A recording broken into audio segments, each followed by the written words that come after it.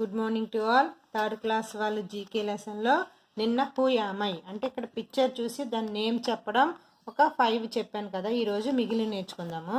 Which animal has longest life?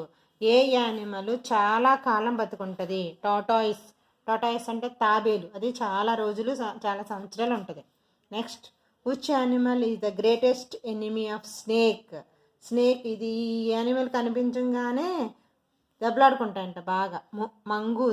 ముంగీస అంటారు కదా, ముంగీస కానీ పాము ఎదురెదురు పడితే బేవస్సంగా దెబ్బలాడుకుంటాయంట. ఎప్పుడైనా చూసారు లేదో ఒకసారి మీ మమ్మీని కానీ డాడీని కానీ అడగండి. Next, which animal resembles human beings? ఇందులో ఉన్నది హ్యూమన్ బీయింగ్స్లా ఉండే యానిమల్. ఇక్కడ చూడండి, గొరిల్లా.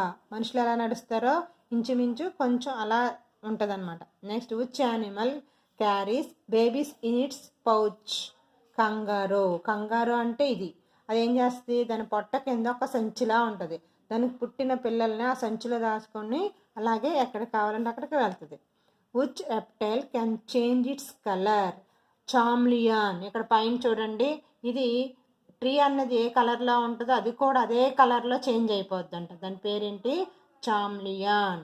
ఒకసారి మీరు నిన్న చెప్పినవి ఈరోజు చెప్పినవి 10 పాయింట్స్ ఉన్నాయి. ఈ యానిమల్స్ నేమ్స్ అవి గుర్తుపెట్టుకొని బాగా చదవండి. Okay, thank you.